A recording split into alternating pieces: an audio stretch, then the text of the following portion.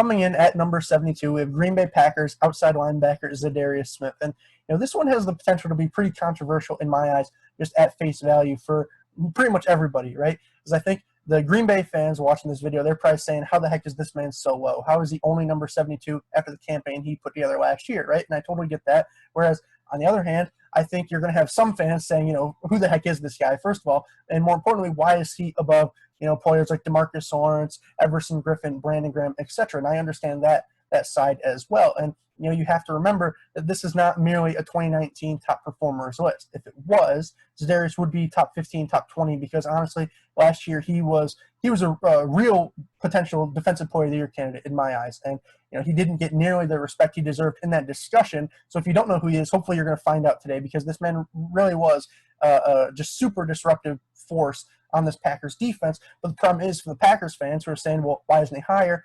This list isn't merely just based off that one season. We have to consider really his entire library of film. And the problem is, to this point, the man, he's been in the league 5 years, and he's only had one double-digit sack season. So it's already tough to put him above some of the guys I did.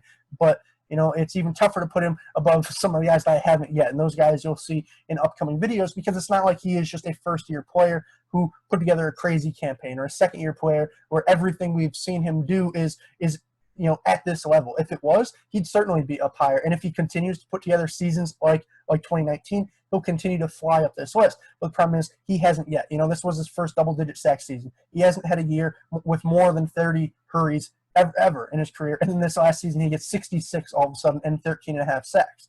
You kind of got to be hesitant about that. I can't just skyrocket him up the list. You've seen it with guys like Chris Godwin. You're going to continue to see it with a couple more guys who broke out in 2019 that I might not have as high as you think they should be. So as a result, he is number 72 on my list, and hopefully I can show you why as we go along here.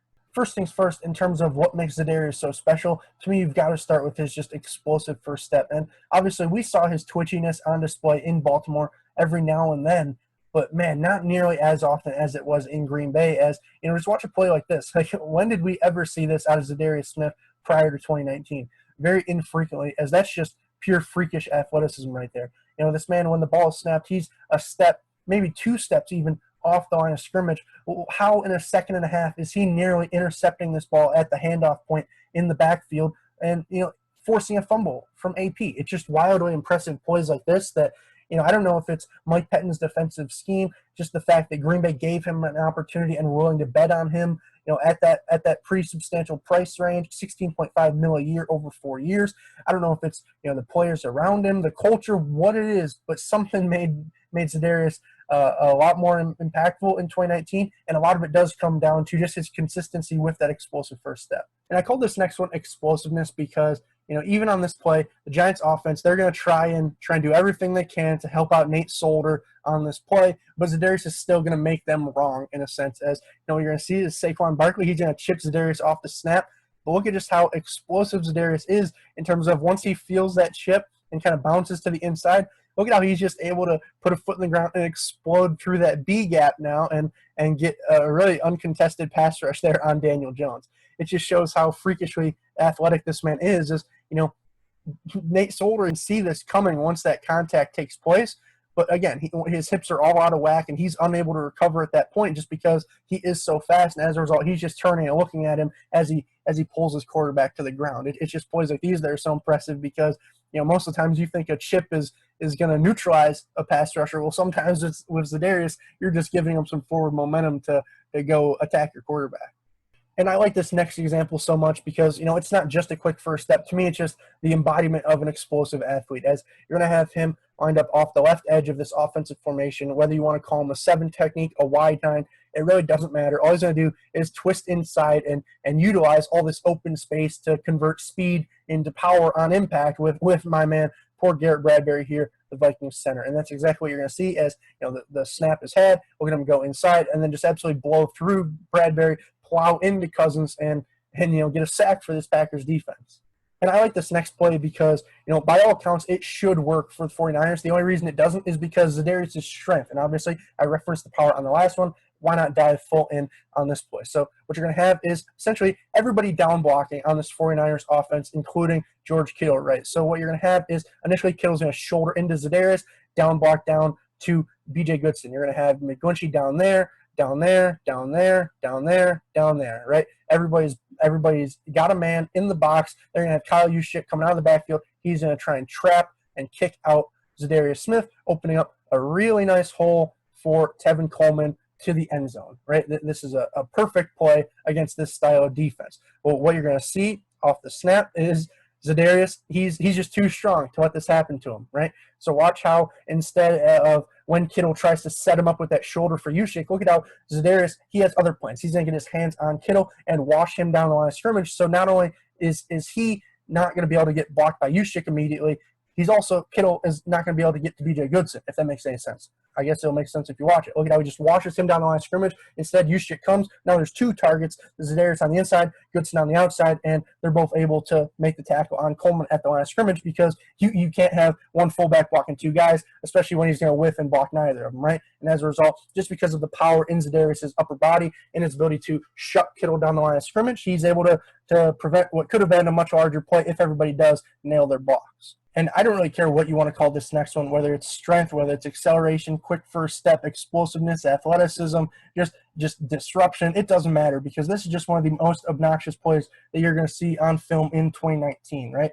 You know, you're going to have him crashing down, going up against Josh Klein. Josh Klein, who is a 300-pound offensive lineman, a veteran who, is a very solid player, right? Well, look at what Za'Darius Smith is able to do to him and how he's able to just, get those hands in there and essentially bench him into the backfield, into Irv Smith, as he sheds that and makes the tackle. This is just disgusting. I don't even know what you want me to say about this because that's just gross. There's really no way you can put this into words as, again, you're just going to see him put those hands right in Josh Klein's chest and have him with both feet in the air. He doesn't even know where he's going, right into Irv Smith, who, again, that's not even 2-3 steps into the play for Irv Smith. He's trying to trap backside. Well, that's not going to happen.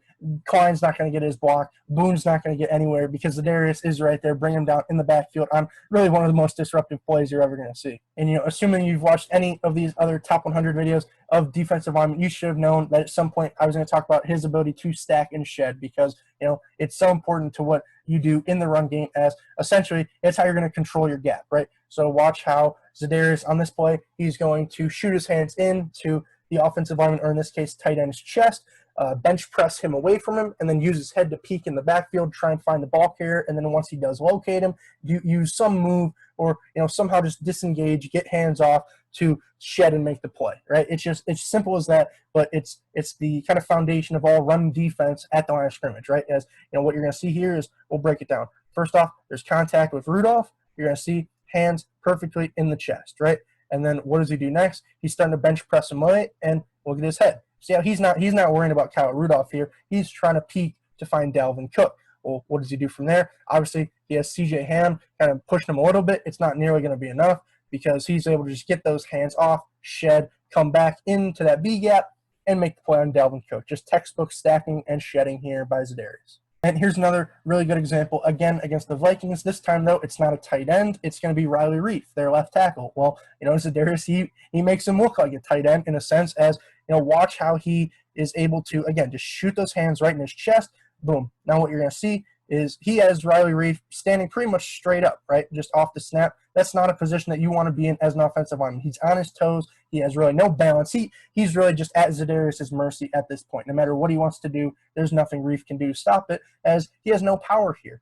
He never really unhinged his hips. He never got any drive steps in. He's just standing up on his toes, right? And what you're going to see, Za'Darius, he's already trying to peek in the backfield as there's just too much separation there. Reef's not able to, ever break those arms off his chest, and as a result, you're going to see him looking in the backfield. He's going to use his hands off to slap Reefs away, as you can kind of see there, as he's able to come back into that B gap and bring down Mike Boone again for a short gain. It's just plays like these that make him not only such an elite pass rusher, which we're going to talk about here in a little bit, but such a great run defender as well. And I call this next one setting the edge, even though it's virtually the same thing as those last two. I just want us to focus on something different and kind of vary it up. So what's so special about this play is, obviously, Za'Darius is the end man on the line of scrimmage. As you can see, virtually everybody on the field is inside of him. You're going to have 1, 2, 3, 4, 5, 6, 7, and probably 8, 9 guys inside of him, right? If he gets reached here by George Kittle off this initial step, you're going to have the 49ers with a wide open running lane to the outside, essentially, right? So what is Za'Darius' job? It's to disrupt this edge enough and get upfield enough to where you're going to force the running back back inside to where your help is, right?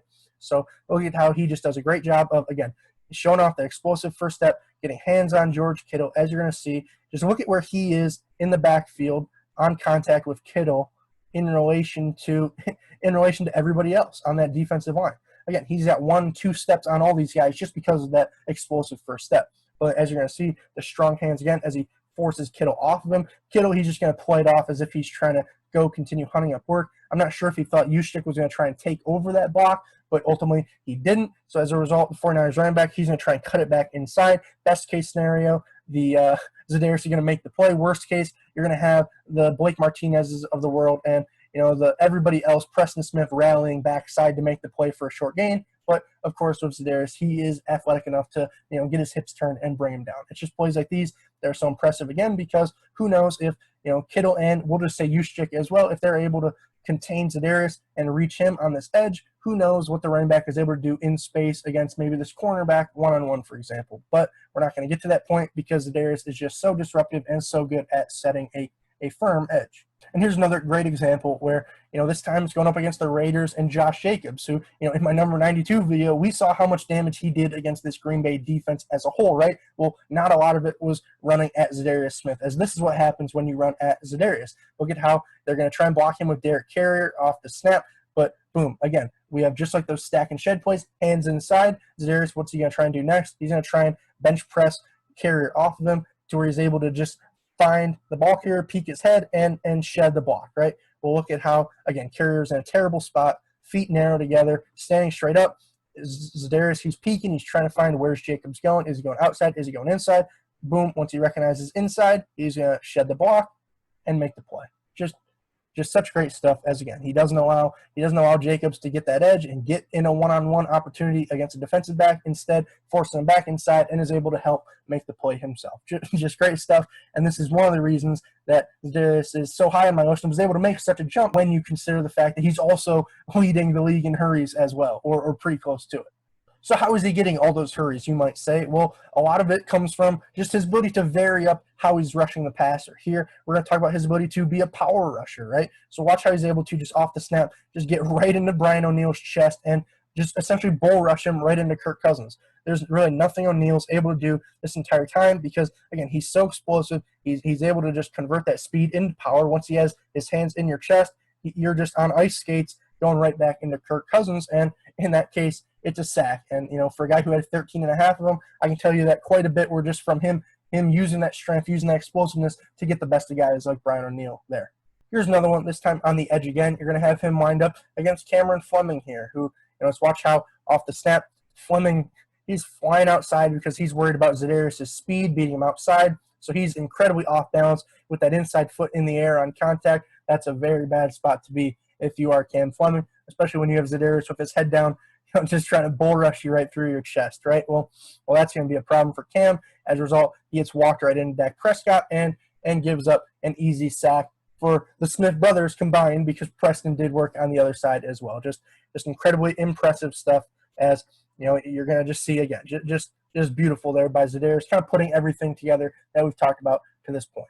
And I feel like almost every play that I've showed you guys to this point have been him winning off of sheer explosive athleticism or strength and power, right? So I did want to provide a couple with him winning off, the technical side where he's kind of diving into his pass rush tool belt and pulling out some nice pass rush moves that are allowing him to win. As, you don't get 66 hurries in a season based off just simply being a better athlete, especially in the NFL, right? You have to have some technique behind it, and Za'Darius most definitely does. So what we're going to have here is off the snap. Look at how he's kind of playing with Reef a little bit. You don't know, is he going to go for a speed rush, a bull rush? Well, look at how ultimately he goes for really neither, as what he's going to do is, he's going to set Reef up to where he's looking for a bull rush with his left hand inside, but then he's going to wind this right hand up and essentially just club him to the point where, you're going to see how much he's going to displace Reef, which, for a 300-plus pound man, I find it funny that he's able to be moved so easily just by a simple punch like that. But look at how that just gives Za'Darius enough space to clear him on that edge and then essentially chase down Kirk Cousins, who I don't know why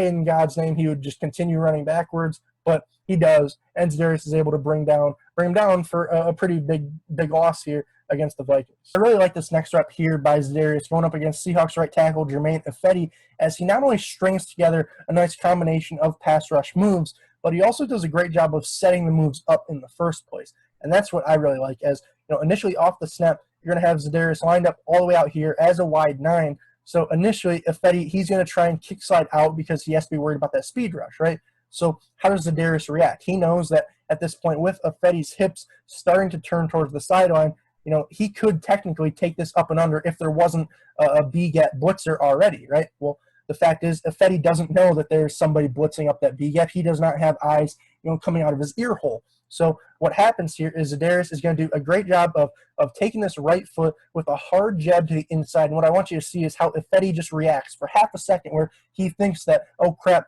I just gave Za'Darius an easy up and under path to Russell Wilson, and that's the easiest path right into his quarterback. That's a straight shot. Whereas, at least if you make him work around the edge, he's gonna have to take a little bit longer to get there. Hopefully Russell can get the ball out by then. What you're gonna see is how Ifedi, he starts to power step down as if Za'Darius is taking this inside to that B gap, but then see there's the power step down. I don't know if you saw that. Look at how he sets that right from the ground. He's starting to push back upfield because he sees that hard jab and that potential of him going up and under. Look at how Za'Darius is actually just setting him up to go back to the outside with that short area quickness, with that explosive acceleration, with everything we've talked about so far, in which he's going to hit a really nice club with his left hand and into a swim with his right hand, as he's going to string together 2 moves, just get right by Ifedi, clear those hands, clear those hips, and make a really nice sack on Russell Wilson for maybe not a huge loss, because Russell does make up some yards back at the line of scrimmage, but it's just a really nice play. And I'll show it to you guys one more time where I'm not pausing it. You're just going to see the beautiful setup and then the beautiful execution with the club and the swim. It's just a really nice play there, where really the entire time Za'Darius was manipulating everything that Ifedi was doing just to get him out of positions where he could execute that final combination of pass rush moves and get the easy sack. And I love this next play here because the Packers, they're going to get a little bit wild. They're going to run a little 2-3-6 sub package where they're just trying to get their best pass rushers one-on-one against Bears offensive linemen, right? And that's exactly what the Bears are going to do. They're going to say, hey, Charles Leno, will you block there? Cody Whitehair there, James Daniels there, right there, and Bobby Massey there, right?